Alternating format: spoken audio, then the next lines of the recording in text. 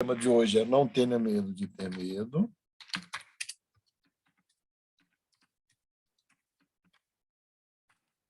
Né? E saindo do zero para romper a inércia,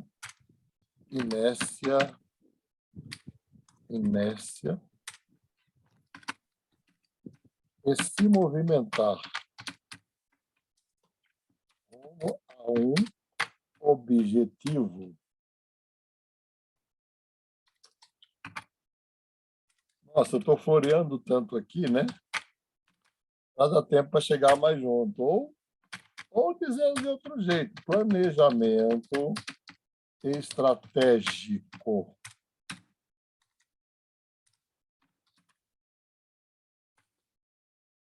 Não tenha medo de ter medo. Vocês já pensaram nisso alguma vez? Não ter medo de ter medo, ou isso é coisa de loucura de psicólogo? O que vocês acham? Eu acho que as duas coisas. Oi? Isso é loucura de psicólogo. Ou as duas coisas, não é? Também.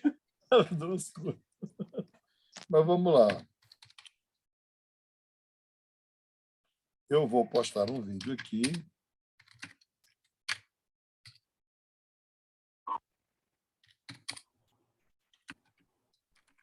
Como dever de casa para vocês, né? Espero que vocês também estejam assistindo os vídeos. Eu espero que vocês estejam assistindo os vídeos, porque sem os vídeos lá, sem aquele material todo, o curso fica absolutamente incompleto, né? Muito incompleto. Então, eu espero que vocês assistam os vídeos e para que o curso não fique incompleto. Então, o vídeo que eu quero que vocês assistam para a primeira unidade é esse aqui, não tenha medo de ter medo, não é? Que é um psicólogo que se curou a si mesmo da síndrome do pânico, vulgo eu. Ô, Davi, meu querido, um grande abraço. Kessia, um grande abraço. Mary, um grande abraço. Zé Maria, um grande abraço. Chegar mais gente aqui, a Thaile também já entrou, a gente está aqui para abraçar e desejar bênçãos para todo mundo. Enfim. Olha, em 2004, eu vivi um dos dramas mais pesados da minha vida, né? Um dos momentos mais terríveis de toda a minha existência. Eu estava de bem com a vida, eu estava com 48 anos de idade, eu era um dos 10 diretores do Mackenzie, isso não é pouca coisa, não é? O Mackenzie é considerada a melhor universidade particular da América Latina. Na época tinha 40 mil alunos e eu era um diretor que gerava projetos de inovação. Eu criei, por exemplo, o primeiro curso de teologia credenciado no Brasil, que o Davi foi meu aluno nesse curso, né? Eu tenho muito prazer de ter tido ele como aluno. Criei programa de ciência da religião e criei o primeiro curso de credenciado de teologia do Brasil. E eu tinha uma família, eu tenho uma família maravilhosa, mas na época eles eram adolescentes. Então, você sabe quando você está vivendo o auge do mito do herói? Eu me sentia o próprio herói. Saúde de ferro, eu tinha acabado de fazer um check-up que eu faço todo ano, geralmente entre fevereiro e março, e aí o médico perguntou assim, com 48 anos, quantos remédios você toma? Eu falei, nenhum. Ele falou, você está de brincadeira? Eu falei, não tomo nenhum. Ele falou, cara, teus exames estão tudo ok, você tem uma saúde de ferro. Pois bem, no dia 19 de junho, estávamos comemorando a formatura da segunda turma de teologia e o aniversário do meu filho e o meu. E nisso, Já tinha acabado o aniversário, um dos formandos foi me visitar, e na saída dele, eu ouvi 5 tiros e corri. Eu ouvi os 5 tiros, ouvi meu filho gritar, e eu corri, peguei um cobertor e corri. Eu pensei em atirar no meu filho. Quando eu cheguei lá, aquele jovem que tinha ido na festa, já depois da festa, que ia se formar, um jovem diácono de uma igreja aqui de São Paulo, havia sido alvejado por 5 tiros a queima-roupa nas costas, e ele caiu naquele momento, e eu cheguei com o cobertor, cobri, segurei na mão dele, e foram os cinco eu cronometrei tudo, tá? Eu queria saber se chegaria socorro. Foram 8 minutos de oração, de conversa com ele para manter acordado, e de repente ele partiu. Ali, morreu naquele momento. E eu fui, me fechei no banheiro, fiquei a noite inteira no banheiro, rezando. Orando, rezando, pensando. Pela primeira vez eu fui atingido. Meu filho levou o corpo para o hospital. Eu fui avisar a família e depois fui tirar meu filho da delegacia, porque do hospital ele foi para a delegacia, ele era adolescente, e queriam que ele falasse coisas que ele não sabia, porque ele nem conhecia o rapaz assim. A gente tinha mudado, ele conhecia ainda de infância. E aí, na terça-feira, dia 19 foi sábado, 20 domingo, 21 segunda, 22 terça. Terça-feira, eu tive a sensação que ia infartar, saí de ambulância do Mackenzie, e a perspectiva real de infartar, que foi real, instalou em mim uma síndrome do pânico top. Top. Vocês imaginam? Eu tive uma depressão imensa e uma síndrome do pânico top. Eu fui professor de doença mental, de psicopatologia durante 10 anos. E não, modéstia à parte, quem me conhece sabe disso, eu conheço tudo de doença mental, porque eu me mantenho atualizado. E aí, quando eu me dei conta, eu pensei assim, está acontecendo comigo e eu sei tudo sobre pânico e depressão, e eu vou deixar rolar para ver como é isso na prática. Gente, eu não desejo para o meu pior inimigo. Você sabe que a depressão é muito mais leve que a síndrome do pânico? A síndrome do pânico dá a sensação que você está morrendo. E como o cérebro registra que você está morrendo, você vai ter alteração na frequência cardíaca, no ritmo cardíaco, na pressão arterial e na respiração e na sudorese. Para vocês terem uma ideia, dentro desse quadro de pânico, minha pressão variava de 22/18 a 8/4 no mesmo dia. E aí, imediatamente, eu segui o manual, já que eu era professor e terapeuta e já tinha atendido muitas pessoas com síndrome do pânico, e eu sabia o que era medo, pelo menos eu achava que sabia, mas não naquela proporção, e aquilo dava um atrás do outro o dia inteiro.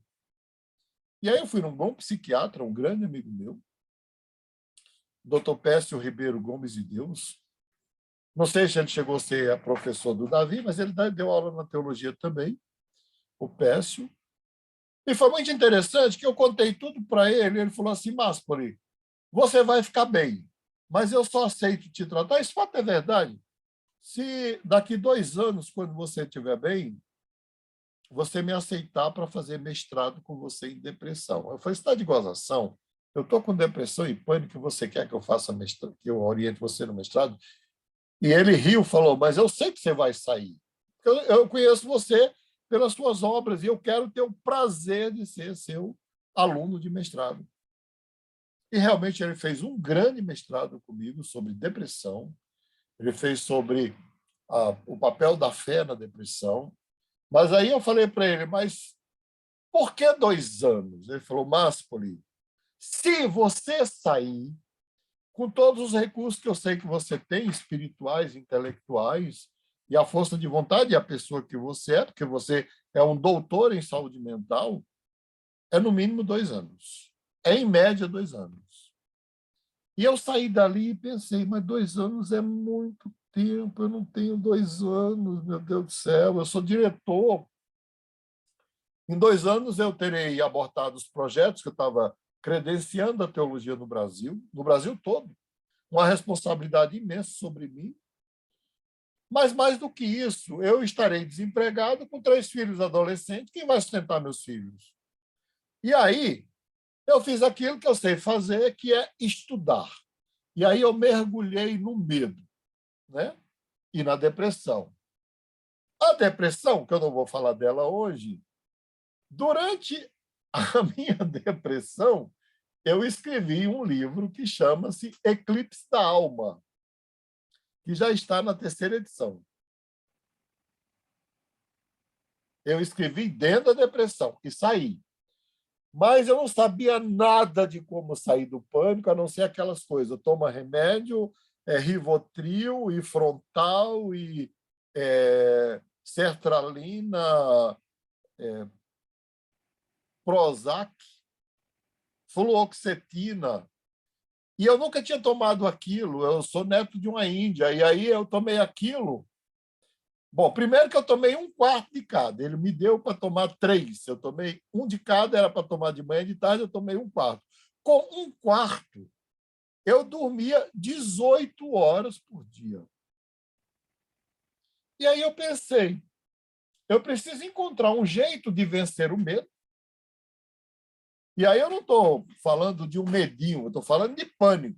E aí fui pesquisar, até entender tudo sobre medo. E a primeira coisa que eu entendi foi, na verdade, o medo é natural. O medo, na verdade, é uma reação de proteção da vida, conforme eu acho que eu falei para vocês na última aula. Não falei isso no último treinamento? Que nós desenvolvemos o medo para proteger a nossa vida, que nós temos o eixo HPA, o hipotálamo, a hipófise, a adrenal, e aí eu até brinquei e falei, o José Maria não vai mais esquecer de mim, porque eu vou falar esse semestre inteiro para ele no curso de formação.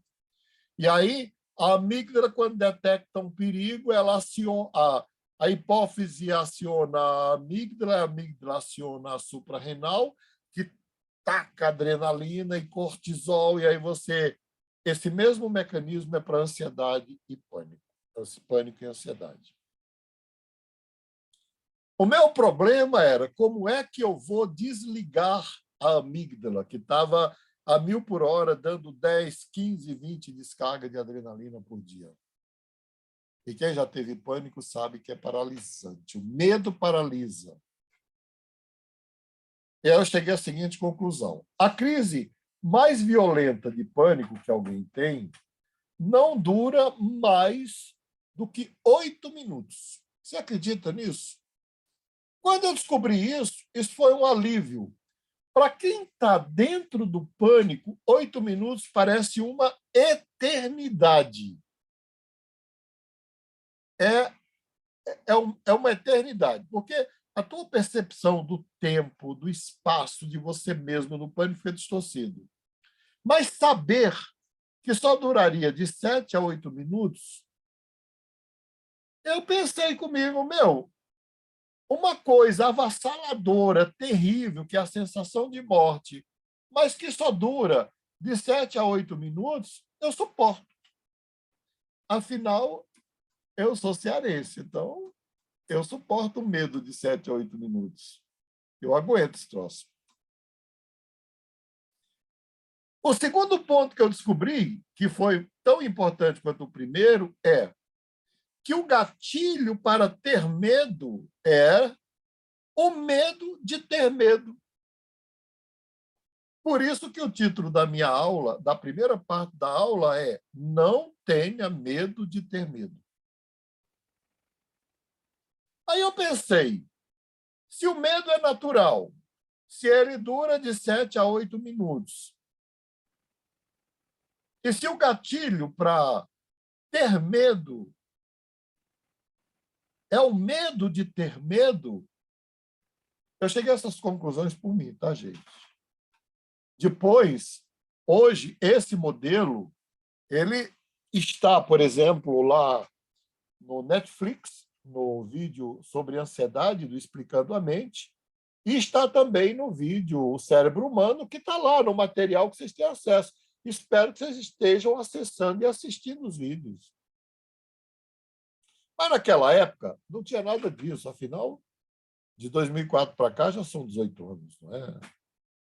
E aí o segundo ponto foi, se ter medo do medo é que gera medo, então eu vou fazer o caminho inverso. Eu quero ter medo. E aí eu sentava e pensava assim, eu vou ter uma crise de pânico avassaladora que vai demorar de 7 a 8 minutos e depois vai embora.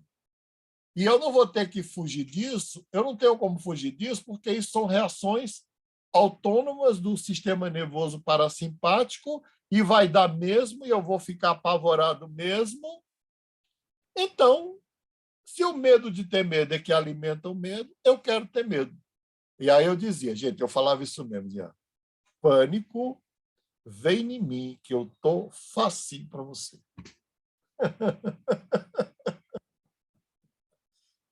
Pânico, medo, vem em mim, que eu estou facinho. E sabe o que começou a acontecer? As crises foram diminuindo, diminuindo, diminuindo. Em 6 meses, eu não tinha mais nenhuma crise de pânico. Eu aplico essa técnica no consultório, com médicos e executivos, e como eles são focados igual a mim, em 6 meses, eles superam toda a crise de pânico ou de ansiedade. E aí eu gravei um vídeo que já tem 79 mil visualizações e mais de 700 comentários, e eu desafio você, se você lê no comentário do vídeo, até nos mais recentes, tem lá dezenas de pessoas, de depoimentos de pessoas que se curaram do pânico ou da ansiedade apenas assistindo o vídeo e aplicando o método que eu ensinei. Isso serve para qualquer tipo de medo, fobia social, timidez, agorafobia, medo de qualquer coisa. Eu assista o vídeo, que o vídeo vai te dar o método passo a passo. Então, qual é o primeiro ponto? É aceitar que eu tenho medo e que o medo é humano e que o medo é uma reação do meu organismo. Aceitar também, dizer para mim mesmo que eu vou ter medo. Veja que é o caminho inverso. Ao invés de, se eu vou para uma entrevista e eu começo a suar frio, o que eu vou dizer antes da entrevista para eu mesmo? Eu sei que, ao entrar naquela entrevista, eu vou suar frio e eu vou ter medo. É o caminho inverso. Mas eu quero ir para lá e sentir todo o medo do mundo.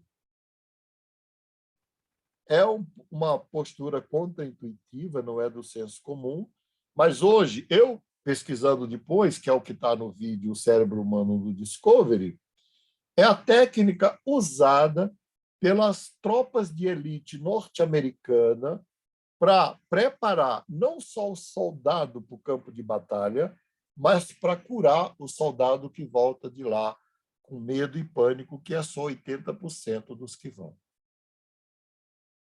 E ele descreve, curiosamente, o método que eu desenvolvi em 2004, depois, 10 anos depois, o Discovery publicou o mesmo método usado pela tropa americana de elite. Então, eu vou dizer, eu tenho medo, e eu vou dizer que o medo vai demorar de 7 a 8 minutos e vai passar, e eu vou dizer, eu quero sentir o medo mesmo. Porque eu quebro o gatilho do medo, eu quebro o que alimenta o medo, o que retroalimenta o medo, o que transforma o medo num looping. Mas ali tem passo a passo. E aí, como eu sei que a história que eu contei aqui é muito densa e ela é verdadeira, eu até contei essa história, uma parte nesse vídeo, contei uma outra parte no livro Eclipse da Alma, mas eu queria agora responder alguma pergunta sua, algum questionamento. Porque quando é muito denso, eu fico pensando que a conversa faz com que a gente compreenda melhor, aprofunde, até que a gente pode digerir um pouco uma coisa tão pesada.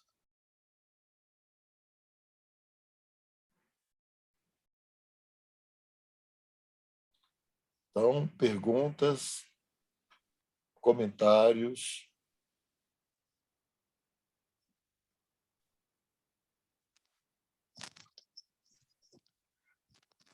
Professor, tem uma pergunta. Boa noite. Boa noite, Davi. O senhor dizendo aí da questão do medo.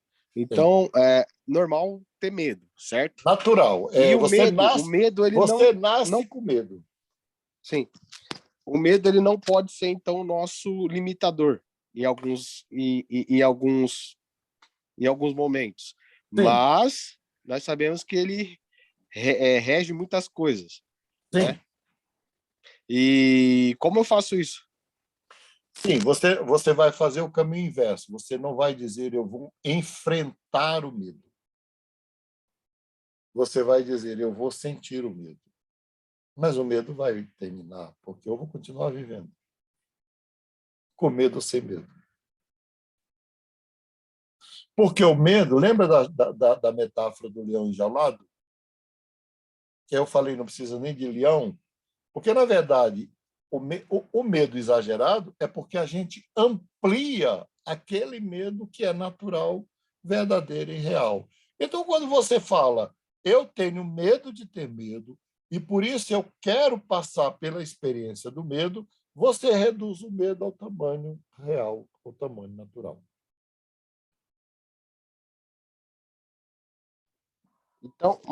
Então aí complica, porque e se eu sou uma pessoa que eu não quero. Aí é diferente, então. Se eu não quero enfrentar o medo, é diferente. É diferente. Aí, se você não quer enfrentar o medo ele tende sempre a ficar lá, como um inimigo escondido. Na próxima esquina ele está lá, esperando. Então eu vou ter medo de tudo. Você, Ou vou usá-lo como desculpa. ô Davi, ou você vai usá-lo como desculpa, mas o que é pior, eu não vou dar as bases teóricas, porque o treinamento é absolutamente prático. Mas o problema é que aquele medo que em nós é natural, nós temos a capacidade, a complexidade mental de generalizá-lo.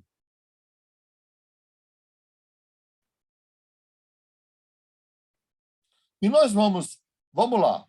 Eu fui numa entrevista e passei mal. Eu já entrei com medo. E aí, né, chego na entrevista, eu fico apavorado. E aí eu fui mal na entrevista. Na outra entrevista, como é que eu vou me sentir? Apavorado. Eu já entro na entrevista reprovado por mim mesmo. Bom, como é que o povo tenta superar isso? Então, mas isso aí não pode ir gerando várias outras coisas, então. Pode. Então, é aí que eu falo, aí como que eu. É isso que é o complicado de trabalhar. Eu sei, mas presta atenção. Mas o problema é que depois eu posso ter medo não só da entrevista, mas eu posso ter medo de sair na rua, eu posso ter medo de lugares abertos, eu posso ter medo de reuniões sociais, eu posso ter medo de gente. Chega um ponto que o sujeito tem medo até de namorar.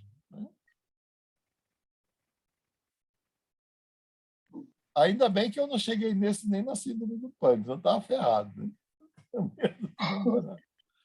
Então, o caminho que eu estou ensinando, ele é um caminho contra-intuitivo, por isso que eu quero que assista o vídeo do Discovery, é o cérebro humano, os primeiros 20 minutos. E assista o meu vídeo. Eu estou citando o Discovery porque é um documentário científico visto por mais de 1 milhão de pessoas. E numa escala menor, o meu já foi visto por quase 79 mil pessoas, e lá tem inúmeros depoimentos de cura. Então, eu estou ensinando um caminho contra-intuitivo. Eu estou dizendo assim, olha, Davi, encare o medo como algo natural, inerente à natureza humana, como comer, beber e dormir. Não é algo que você consiga se livrar. É algo que você consegue integrar. Não é algo que você consegue vencer. É algo que você consegue conviver com. Talvez agora faça mais sentido, né?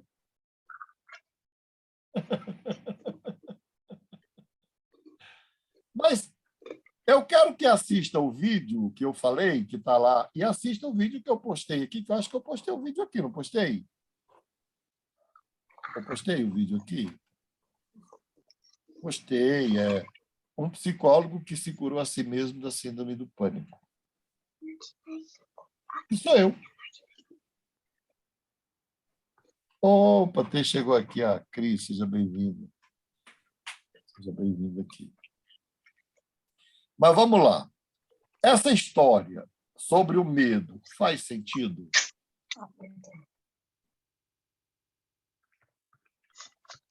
O que você acha?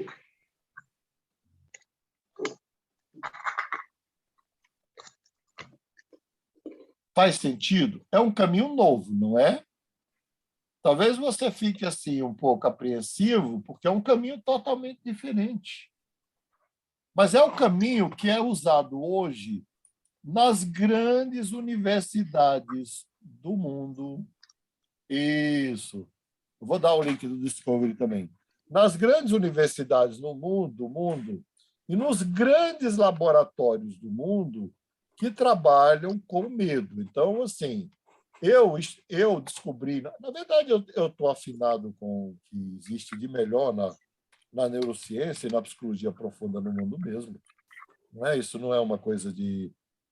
Quem me conhece sabe que eu investi a vida toda nisso. Então, eu estou mesmo afinado. Então, assim, não é. Eu apliquei em mim por desespero, porque eu não podia perder o emprego naquele momento, e eu perderia mesmo, porque a universidade não iria me esperar. Universidade nenhuma espera ninguém, não é?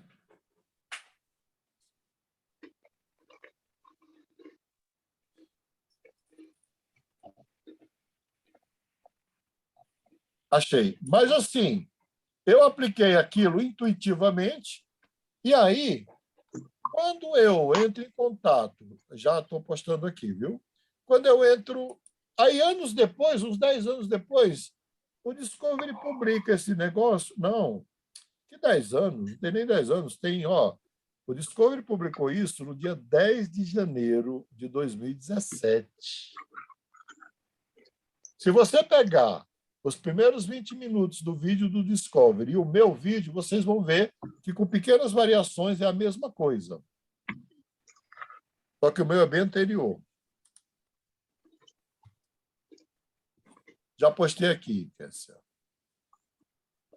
Então, eu posso dizer assim, gente, não tenha medo de ter medo. Porque quanto mais medo você tiver de ter medo, mais o medo vai crescer e vai te dominar. Faz sentido, não faz?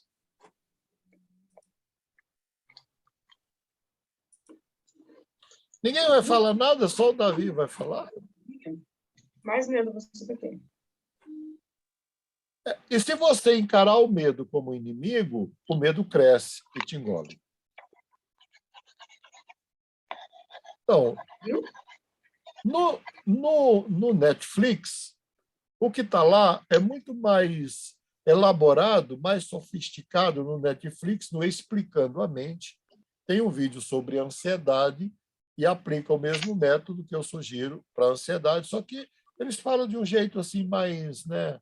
Olha, vá se aproximando e se tornando familiarizado e amigo do medo. É a mesma coisa, não é diferente. Márcio, mas para tudo que a gente for fazer, a gente tiver medo, a gente vai ter que enfrentar.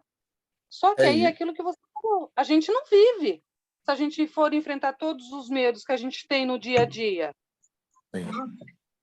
É por isso que eu estou falando que o caminho não é enfrentar.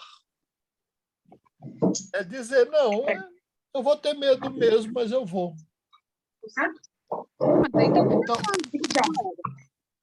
Então, Márcio, tem uma outra coisa. Ou a necessidade te faz enfrentar o medo.